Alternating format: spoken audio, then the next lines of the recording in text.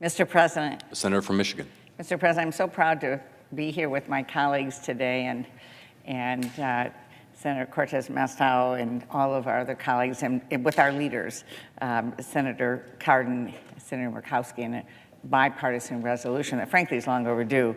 You know, there's a sign you often see at rallies for reproductive rights.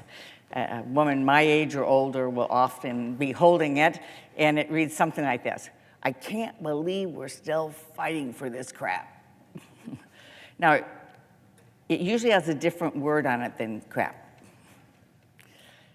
As I stand here on the Senate floor in the year of our Lord 2023, I can't believe we are still fighting for equal rights for women under our American Constitution. We are 100 years out from when the Equal Rights Amendment was first introduced in 1923. A full century, 100 years since it was first introduced. And a lot of things have changed since 1923, for sure. Women are CEOs and astronauts, professional athletes and chemistry professors and governors and vice president of the United States. A quarter of the members of this chamber are women. Not nearly enough, but we're getting there. Yet, still, 100 years later, women are not guaranteed equal legal protections, equal legal rights under our Constitution. That needed to change in 1923, and it certainly needs to change 100 years later in 2023. Michigan was ready for change back in 1972. That's when my state ratified the ERA. And a congresswoman from Michigan helped lead the way. Congresswoman Martha Griffiths of Detroit was the first woman in history to serve on the House Ways and Means Committee. In 1970, she filed a discharge petition to send the legislation to the full House of Representatives for consideration. It passed, only to dime the Senate.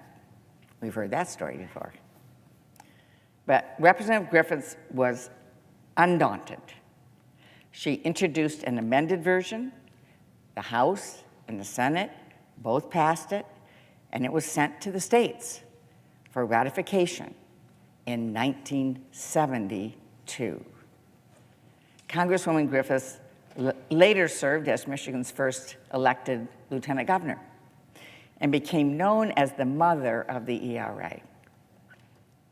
Congresswoman Griffiths sadly didn't live to see her amendment written into the Constitution, but there is no doubt we need it today even more than we did in 1972. Women in this country are watching our reproductive freedoms be dismantled. The Dobbs decision, attempts to ban the abortion pill, and harsh abortion restrictions in states have left women in this country with fewer freedoms than our mothers and even our grandmothers enjoyed. The ERA is really simple.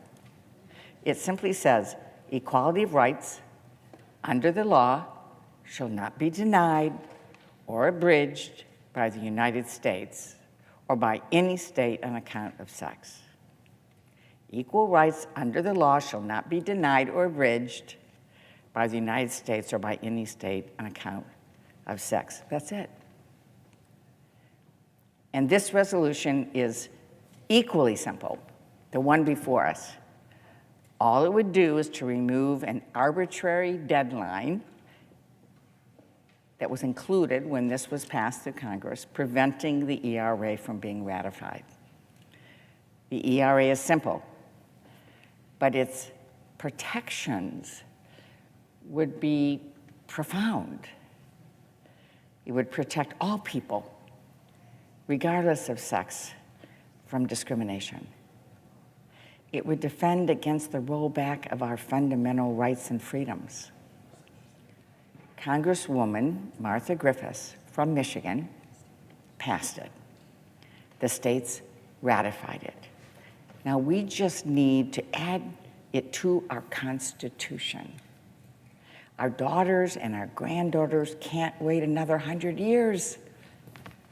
They deserve equality now. So I hope colleagues will join with us to pass this resolution and finally ensure all people are equal under our law. Thank you, Mr. President. I yield the floor.